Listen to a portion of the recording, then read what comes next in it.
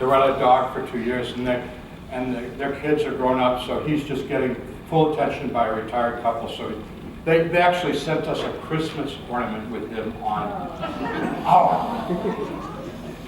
which is in our kitchen, so we can look at it every day. Anyhow, so we're going to wait on fostering dogs because it's really heart-wrenching to have a dog for a couple months and then send it off to some. Patrick was owned by an old man in Kentucky, and then when the old man died, the family decided they didn't want him, so they put him in the Boone County Animal Shelter. You all know what happens to a dog in an animal shelter if he's not adopted in a week. What? Not in Austin. Not in Austin. Good for you. Well, in Kentucky, they're pretty rough on animals and people. And so I got a call, got to go get this dog. So I got in my car and went over to the shelter. They bring Patrick out of the kennel, and he doesn't know me from Adam, right? I mean, he doesn't know why I'm there. He runs and jumps up into my arms. He's a 35-pound Boykin Spaniel, and jumps in my arms and starts looking my face, and it's like, you know, when we're going home, buddy, you know. And it was awesome. Now we're supposed to be fostering him. So my wife's saying, you know, don't get too attached to him because we're just fostering him. So anyways, yeah, right. That's not working. So he is being adopted by a wealthy attorney down south who's sending a plane up to get him, and we have a snowstorm. So I get a reprieve. And then the plane's, this is a private plane. He's sending a plane up to get the dog. And I get another reprieve, another storm, because it's in the winter. And then finally, a date is made for him to be picked up by car and driven down there. So the day before, I don't tell my wife this. She knows it now, so it's okay if you can talk with her now. Because I'm terrified of my wife. She's really wrong. My wife is the sweetest, most beautiful, wonderful woman in the world. She really is. Anyhow, but I like to kid her about it. And the day before he's to be picked up, which is on Thursday, Wednesday, I take him down to Pets R Us. I make a big metal tag with my name and phone number on it, and I have him chipped with my name and number. And then, can I touch you? Okay. Then I take his head in my hands, and I look in his gorgeous amber eyes. And dogs do not understand English, right? Like, don't ever do that in the house again. No, you may not eat out of my plate. I mean, you know, dogs don't understand any English. They understand tones and simple commands like sit and stuff. They don't understand it. I take his face in my hands, put my nose practically against his nose, look in his eyes, and I said, tomorrow, someone's going to take you away from me. But you belong to me, and I belong to you. As soon as you get an opportunity, you run out of that car, and you run like hell, and don't stop. And you just keep running until you can run no more. Find a nice home, and I will come and get you. Because we cannot be broken. And then, of course, me and God had some interesting conversations. God wasn't telling me no, and I was just, God, you got to do this for me. It was like, you know, you just got to do this one. I don't tell you what to do very often, but this time I'm telling you, you got to do this. Bring that dog home to me. So Monday night, 9 o'clock, we're having a big family dinner with my grandkids and stuff like that. I go, come on. And I don't know if you can understand this. I'm going to talk to you for a minute. Hi, Mr. Thornton. Yeah. Got your dog. Want to get your dog? Okay. Where you at? Lafayette. Lafayette? Where's Lafayette? Well, we're about an hour west of Frankfurt. Now I'm up in near Cincinnati. This is a 2-hour drive. Okay, I have no idea where Lafayette is. We're going to have to, you know, find on the GPS. So I got to tell a little white lie because I don't want to explain to him why I'm 2 hours away from my dog, because that's going to take a lot of explaining to do, right? So I said, I got some company, can't leave right now. if I come at 11 o'clock, would that be too late for you all? He said, no, we'll stay up and wait for you. So, of course, I'm out the door, saying to my great, where do you get, bye, And my wife and I get in the car, and we take the GPS, and we get down to Lafayette. They don't live in Lafayette, they live, about 30 miles outside of Lafayette. I'm talking way west of Lexington, way southwest of Franklin. And this is the country when you're driving in where you hear the guitarist playing Jolene banjos. There's no street lights. There's no halt lights. Most of the homes are trailers on blocks without skirts. And this is, the archetypical rural Kentucky. I'm not making this up. And there's no signal on the GPS. So we're driving in the dark. We're pulling into gravel and dirt driveways. I'm knocking on trailers. Do y'all know such and such? And I'm trying to be real Kentucky-like. And they're like, what do you want? And it's a guy in a t-shirt and his tidy whities. What do you want? They got him up out of bed. I know I'm going to get killed. I know I'm going to die. Well, anyways, we find the home. They're great people. Nice big Confederate flags all over the yard. That's the way you like it, right? And they're really, really sweet. And so we got him in the tool shed, and they go over and lift the dog out of the tool shed, and he runs and he jumps into my arms. And we're driving home, and my wife says to me, she said, it's weird. You're not surprised by any of it. You weren't surprised by the call. You weren't surprised finding the dog. And I said, no, we had a deal.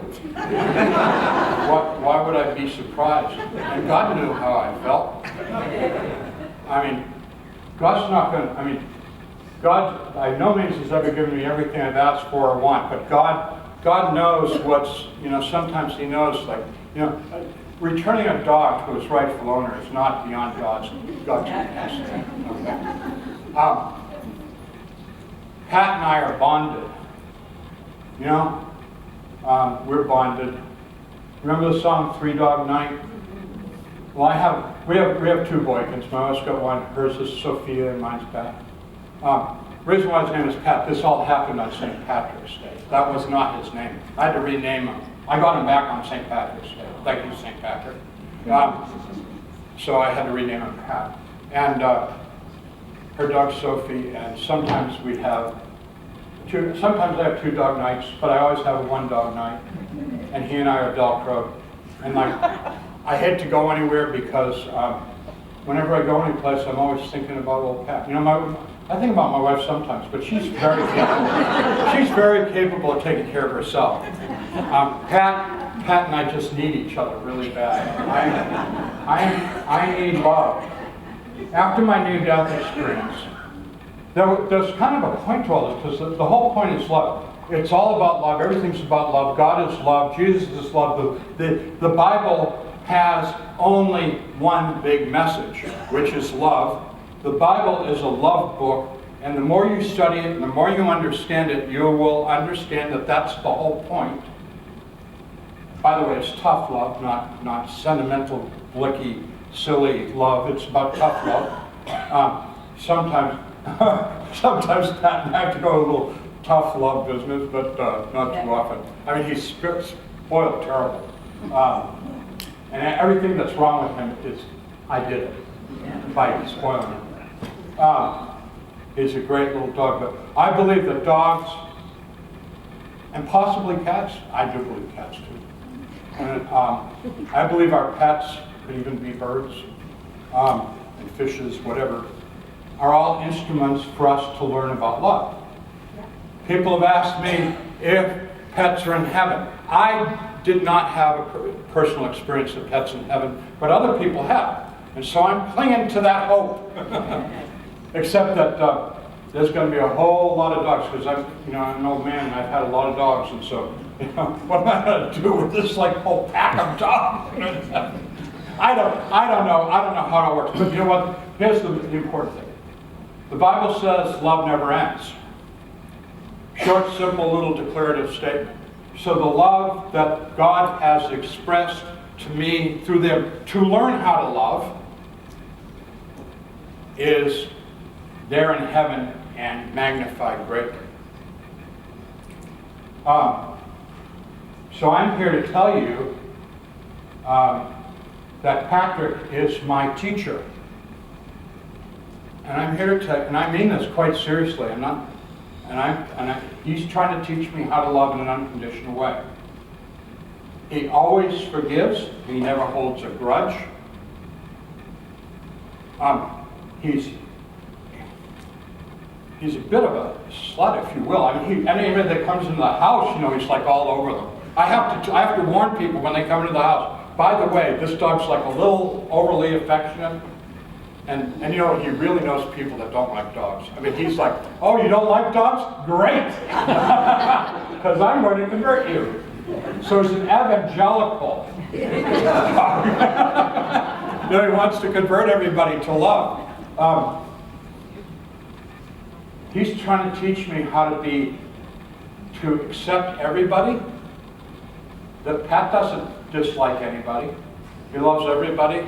He loves them all unconditionally, and he forgives everybody unconditionally. And you know what he wants? I mean, okay, other than treats, which he's ridiculously fond of, other than the treats,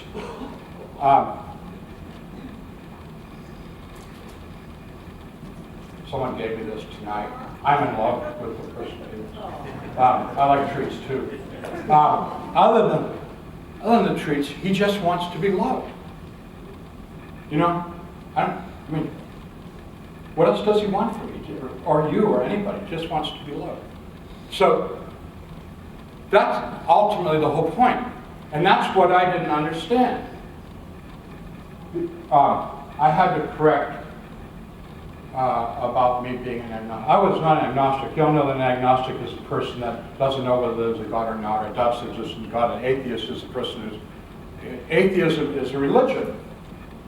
Although atheists don't like to hear that. And it says definitively there is no such thing as God. And I have become an atheist for a variety of reasons, which are not anything I care to go into at this time, but I would at another time. I talk about that in the book Lessons Learned. And I thought that materialism, which is kind of the basis of atheism, was the way to go. Everybody at the university that I was a college professor, and everybody at the university was also an atheist. And the people that I associated with, which was, I think, the majority of people. And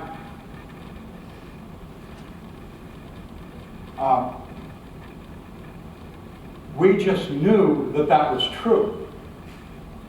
And because we were educators, and I'm terribly ashamed of this, but I do want to tell you that we used to openly mock Christians in the classroom when it had nothing to do with the curriculum. And we used to try and convince those naive, silly, superstitious children that believed in Christianity that they were believing in fairy tales. And that's what we call Christianity, fairy tales, nonsense. Superstition.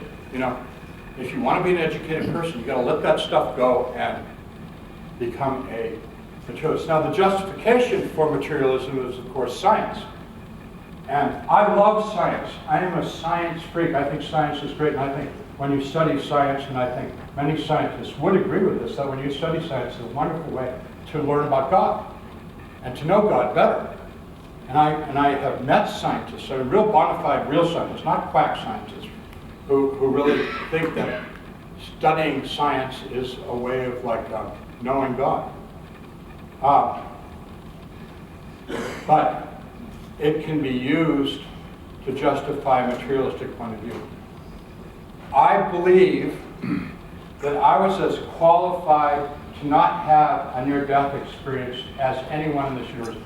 I was not an Adolf Hitler, a Joseph Stalin, or a Genghis Khan, or a Mao Zedong, okay? I wasn't responsible for the murder of tens of millions of people. I wasn't that caliber of evil. But you know, there's a saying that sin is sin. And I murdered people without ever ending their life with a bullet or a noose. You know, the Bible says that if you do it in your heart, you've done it. Not in reference to adultery. And I murdered a lot of people in my heart. And God forgive me for all those kids that I turned away from their little Baptist church and their little Catholic church and their little Methodist church and their little Presbyterian church and their little Disciples of Christ church. I taught thousands of kids in my 20 years at the university. God forgive me for whatever harm I did. I hope that they didn't believe a word I said, but I may have influenced them. I certainly tried, and all of my friends tried. So on June 1st, 1985, when I had my near-death experience, I never prayed, I never thought anything other than the fact that if this goes the way it's going to be lights out, end of story, curtains, the end. You know, what don't you understand about an electric switch? On, off. That's what I knew. I didn't speculate. I knew. I'd taken animals to the vet. Animals that I loved, right? And held them in my arms while they gave them an injection. You've all done that, right? Probably everybody in here has done that. It's amazing how quick it is. And painless. It's like, it's creepy. You know, they're there, they're looking at you. Of course, they're sick and ill because they're not feeling well, but they're looking at you, trusting you and believing in you. And they shave that little place on their forearm. And they say, and finally, as you're trying to get the tears out of your eyes and the words out of your throat, you say, go ahead and do it. They go, boom. And the dog just goes, poof, bang. Right? What don't you get? It's an on-off switch. You're alive, then you're dead. And to a materialist, it makes a lot of sense. After all, we're just an electrochemical, organism. So, I'm not going to go into detail about my near-death experience, but I wanted to talk about in a bigger, more overall way, in the context of it all day long. So I died. I was taken to hell. And I do try to say this because it's honest, but it's really, really hard for me emotionally to get this out. When I went to hell, I never felt out of place or wrongly convicted or like, they can't do that to me. The people that were there, by the way, just a little aside, you know what makes hell hell? Because God doesn't put people